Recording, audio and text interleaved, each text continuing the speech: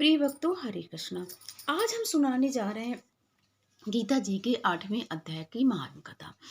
एक भगवान श्री पार्वती जी से कहते हैं कि हे पार्वती, दक्षिण देश में अमरदकपुर नामक एक नगर था। वहां पर पे भाव शर्मा नामक ब्राह्मण रहते थे, जो बहुत ही अच्छे कुल में पैदा हुए थे। लेकिन उन्होंने बहुत धन कमाया और सारा धन उन्होंने ऐश्वर्य भोग विलास में समाप्त किया। और वो बड़े बड़े हौसले रखते थे और उनके अंदर बहुत सारे दुर्गुण भी थे। तो उन्होंने एक वेश्या को पत्नी बना के रखा हुआ था।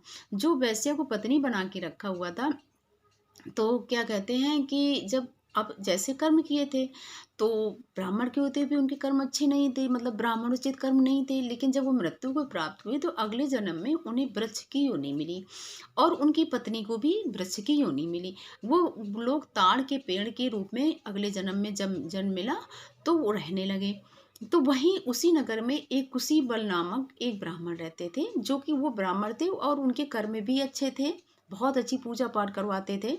लेकिन उनमें कमी ये थी कि वो दान बहुत लेते थे और जो दान नहीं लेना चाहिए ब्राह्मण को वो भी दान लेते थे, जैसे काल पुरुष का दान, भैंसे का दान, इस तरह के दान लिया करते थे। तो वो बहुत परेशान रहते थे। सब जो अगल बगल के पंडित होते थे उनको नहीं लेने देते थे, खुद ले लेते थे, तो उनके से सारे पंडित भी परेशान रहते थे, क्योंकि वो बहुत ही अच्छे पंडित थे, तो सारे लोग उन्हीं को देते थे। लेकिन क्या हुआ कि जब इस तरह की कर्म करते हैं लोग, तो फिर मृत्यु के बाद जब उनका हिसाब होता है तो उनके कर्मों की गणना की जाती है। तो वो जब मरे तो उनको ब्रह्म राक्षस की योनि मिली। ब्रह्म राक्षस की योनि इसलिए मिली कि तुम्हारे कर्म तो अच्छे थे, लेकिन तुमने थोड़ा सा गड़बड़ ये कर दी कि दूसरों का हिस्सा भी आपने खाया, उनकी मुक्ति नहीं हुई। फिर वो जब ब्रह्म राक्षस के रूप में पति पत्नी चारों तरफ घूमते थे, तो जैसा कि भूत प्रेतों को या राक्षसों को खाने पीने को मन करता है, लेकिन वो खा पी नहीं पाते हैं। बहुत योनि, ये बहुत ही खराब योनि होती है।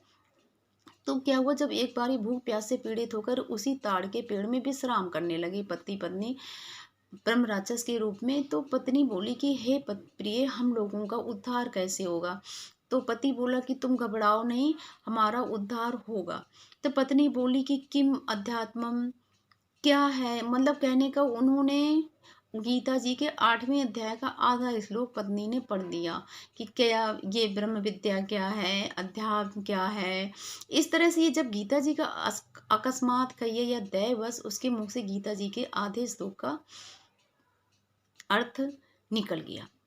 जब इतना ही बोलना था कि तो अकस्मात वो पेड़ दोनों क्या कहते हैं, एकदम से आवाज हुई और उनकी भाव शर्मा और उनकी पत्नी की मुक्ति हो गई। और यहाँ पर पे उनके क्या कहते हैं, जो ब्रह्म राक्षस भाव को प्राप्त हुए थे उनकी भी मुक्ति हो गई। स्वर्ग से विमान आया और उनको, जो कि ब्रह्म राक्षस भाव पति पत्नी को लेकर के वो चला गया। अब जब ब्रह्म भाव शर्मा नामक ब्राह्मण की मुक्ति हुई तो उन्होंने गीता जी के उस आधे श्लोक को लिख लिया। वो समझ गए कि इसकी वजह से हम लोगों की मुक्ति हुई है, और उस आधे श्लोक का वो निरंतर पाठ करने लगे। और वो जब वापस आए तो उन्होंने किसी पंडित से उस गीता जी के 8वें श्लोक अध्याय का पाठ किया और वो प्रतिदिन गीता जी के 8वें अध्याय का पाठ करने लगे। इस तरह से उनकी भी मुक्ति हो गई। ये कथाएं हमें ये बताती हैं कि सर्वप्रथम हमको कर्म बहुत अच्छे करने चाहिए, क्योंकि अगर हम जैसा कर्म करेंगे वैसे ही हमको योनियां मिलेंगी, वैसे ही हमको भोगना पड़ेगा। तो सबसे पहले हमें अपने कर्मों को सुधारना है। दूसरे, हमें पूजा पाठ, यानी जैसे गीता है, रामायण है, जो जिसमें भी जिसकी श्रद्धा हो उसका पाठ जरूर करना है। और ख़ास तौर से गीता जी का पाठ करें। ये बहुत ही अच्छी गीता जी होती हैं, जो हमारे कर्मों से हमें मुक्ति दिलाती हैं और सीधे हमें भगवान तक पहुंचाती हैं। हरे कृष्णा।